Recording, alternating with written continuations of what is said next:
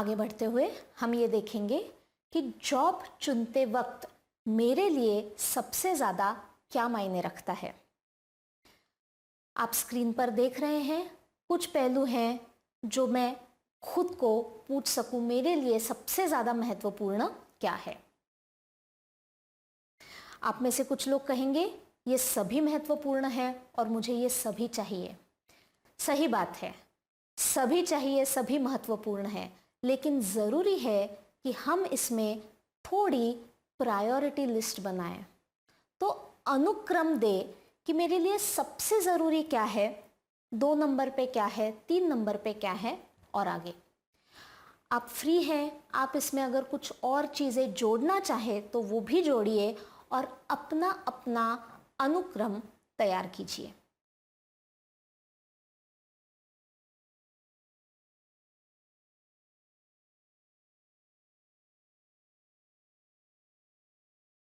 अगर सबका क्रम तैयार हो तो आप में से कुछ लोग पूरे वर्ग के साथ ये शेयर कर सकते हैं कि आपका अपना अनुक्रम क्या है। जैसे ये डिस्कशन हुआ आपको ध्यान में आया होगा कि हर एक का अनुक्रम अलग अलग है। अच्छी बात यह होती है कि इस प्रश्न में कोई भी उत्तर सही या गलत नहीं होता है। ये पूरी तरह डिपेंड करता है मेरे निजी मूल्य क्या है, मेरा झुकाव किस तरफ है और मैं अपने लिए अपने फ्यूचर में क्या चाहती हूँ। तो अपने अपने उत्तर के साथ रहिए और आंखें खुले रखिए कि उसी चीज़ को देखने के बाकी नज़रिए क्या है। करियर चुनते वक्त कभी कभी हम इन्फ्लुएंस हो जाते हैं। इसका क्या मतलब है? हम देखते हैं कुछ प्रोफेशंस, कुछ करियर ऐसे होते हैं जिनमें फेम होता है, वो व्यक्ति फेमस होती है और काफ़ी बार बचपन से लेकर हम उसकी तरफ आकर्षित होते हैं। कितने लोग हैं हम में से जिनको लगा था कि मैं बड़ा होकर एक्टर या एक्ट्रेस बनना चाहती हूँ? बचपन में लगा होगा या शायद आज भी आपको ये लगता हो कि मुझे एक्टिंग में करियर करनी है। जैसे हमने देखा कोई भी करियर सही गलत अच्छा बुरा नहीं होता है, लेकिन हम जो करियर चॉइस के बारे में सोच रहे हैं उस करियर की कितनी जानकारी हमें है और कितनी स्पष्टता के बाद हम ये डिसीजन ले रहे हैं, ये सबसे ज़्यादा महत्वपूर्ण है। कुछ चीज़ों में फेम होता है, कुछ करियर्स में बहुत पैसा होता है, कुछ करियर्स ऐसे होते हैं कि जिसमें पैसा है, हमारा झुकाव है, लेकिन फेम नहीं है। तो आपके लिए सबसे ज़्यादा ज़रूरी क्या है ये जान ले। दूसरी बात, कुछ चीज़ें समाज में अक्सर देखी जाती है कि ये जो करे वो अच्छा, लेकिन सामाजिक तौर पे जिसे अच्छा कहा जाता है, क्या आपको वो खुशी देता है? अगर हमने मानवीय जीवन का प्रवाह देखा तो जैसे जैसे विकास होता गया अलग अलग करियर के पैचेस आए, जब वो करियर्स सबसे ज़्यादा लोगों ने चुने। बैंकिंग सेक्टर जब शुरू हुआ तो कितने घरों में ऐसे लोग थे जो हमने देखा बैंकिंग की तरफ मुड़ गए। अभी कुछ साल पहले आईटी इंडस्ट्री को ले लेते हैं, ऐसी ज़बरदस्त लहर आई कि कितनों को अपने साथ खींच के ले गई। उनमें से कुछ थे जो दिल से अपने अपने एप्टीट्यूड से आईटी क्षेत्र के लिए ही बने थे। वो उस क्षेत्र में गए, उन्होंने अच्छा काम किया, वो आज खुश है। कुछ लोग उस क्षेत्र में इसीलिए खींचे चले गए क्योंकि उस वक्त मेजॉरिटी लोग आईटी के बारे में बात कर रहे थे। हर तरफ से यही सुनने में आ रहा था कि ये फ्यूचर है। उस वक्त शायद कुछ बच्चों को स्ट्रगल हुआ होगा खुद को समझाने में या अपने माता पिता को समझाने में कि हाँ आईटी को फ्यूचर है, आईटी आज बहुत ज़रूरी है, लेकिन शायद मैं आईटी इंजीनियर होके खुश ना हो पाऊँ। तो ये भी देखते हैं कि कभी कभी हम इन्फ्लुएंस हो जाते हैं मीडिया से, अपने पेरेंट्स से, अपने फ्रेंड्स से। कहीं मेरा करियर डिसीजन सिर्फ इन्फ्लुएंस से तो नहीं हो रहा है। अगर मुझे ऐसा लग रहा है तो मैंने यहाँ कुछ मिनट के लिए रुकना चाहिए और इन चीज़ों के साथ साथ मेरा झुकाव क्या है और मुझे किस चीज़ में खुशी मिलती है ये भी देखना चाहिए। अगर मैंने ऐसा नहीं किया तो क्या नतीजा होगा?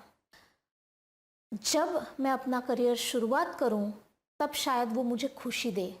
क्यों? क्योंकि मुझे नई नई चीज़ें सीखने मिलती है, मेरा स्किल बिल्डिंग होता है, मेरा कॉन्फिडेंस लेवल बढ़ जाता है, मुझे सैलरी मिलती है, समाज में मुझे रिस्पेक्ट मिलने लगता है। ज़रूर कुछ महीने मेरे बड़े ही अच्छे जाते हैं, लेकिन जो काम मैं कर रही हूँ उसमें मुझे अगर इंटरेस्ट नहीं रहा तो धीरे धीरे वही काम बर्डन बनने लगता है, बोझ बनने लगता है। हम आज देखते हैं कई सीनियर्स को हमने देखा होगा, घर में कोई लोगों को देखा होगा कि उन्होंने उस वक्त उनको जो डिसीजन सही लगा, जो करियर सही लगा उसमें गए। कुछ लोग इन्फ्लुएंस में आके गए, माता पिता के, दोस्तों के या मीडिया के, और आज उनके पास करियर में सब है लेकिन वो संतुष्ट नहीं है, वो खुश नहीं है।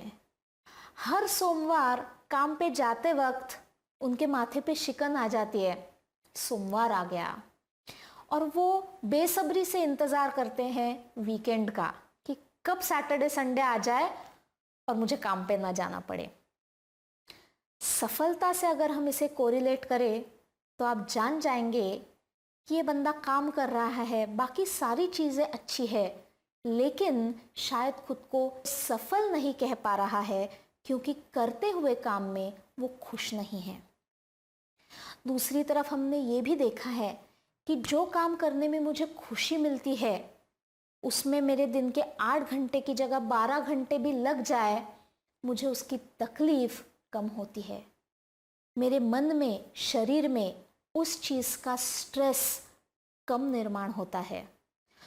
तो आज से 10 साल के बाद भी अगर मुझे मेरे करियर में उतना ही सक्रिय रहना है, उतना ही खुश रहना है, तो आज मुझे ये सारी बातें खुद से पूछनी चाहिए कि कौन सा करियर है जो मेरी बाकी चीज़ें भी समाधान देगा और मुझे अंदर से खुशी भी देगा, समाधान भी देगा। आगे एक प्रश्न की तरफ चलते हैं, जैसे आप स्क्रीन पे देख रहे हैं। करियर चुनते समय आपके सामने 4 पर्याय हैं, ठीक से पढ़िए और अपना उत्तर दीजिए।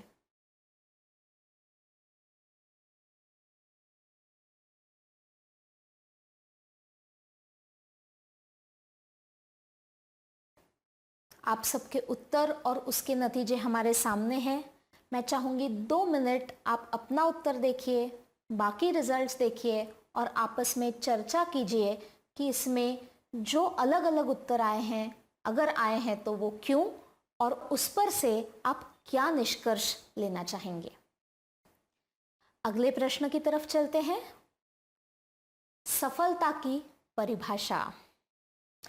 अब तक आपको शायद इसमें और भी स्पष्टता आ गई हो कि अपनी सफलता की परिभाषा के करीब आप कैसे जा सकते हैं।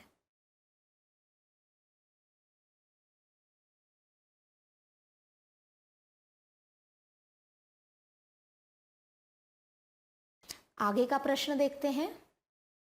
एक बार मैंने सफलता की परिभाषा समझ ली,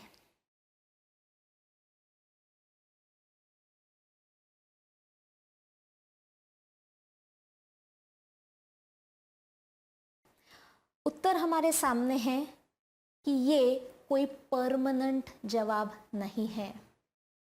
आज मुझे सफलता की परिभाषा जो लग रही है वो आज की है। 1 साल के बाद या शायद कुछ महीनों के बाद मुझे वहाँ रुकना है और शायद वापस से देखना है कि मेरी आज की सफलता की परिभाषा क्या है। कुछ चीज़ें होंगी जो वही रहेंगी, कुछ चीज़ें होगी जो शायद मैं अपनी परिभाषा में बदलना चाहूँगी। अगर इसका अनुभव लेना चाहते हैं तो आंखें बंद करिए और जाइए आपके बचपन में। उस वक्त चलते हैं जब आपकी उम्र 10 साल की हो। आंखें बंद करिए और सोचिए कि उस वक्त आप क्या बनना चाहते थे और आपकी सफलता की परिभाषा में कौन बैठता था। अगर आपका जवाब आपके आंखों के सामने हो तो आंखें खोलिए। शायद आप में से कुछ लोग हंस रहे हो कि अच्छा, तब तो मैं ये बनना चाहता था। और जैसे आज आपको दुनिया की समझ पहले से ज़्यादा है, एक्सपोजर्स है, आज आपकी परिभाषा कुछ अलग है। वैसे ही हर कुछ महीनों के बाद, साल के बाद मुझे ये देखना ज़रूरी है कि अपनी परिभाषा में क्या मैं कुछ बदलाव लाना चाहती हूँ, और अगर हाँ तो वे क्या होंगे।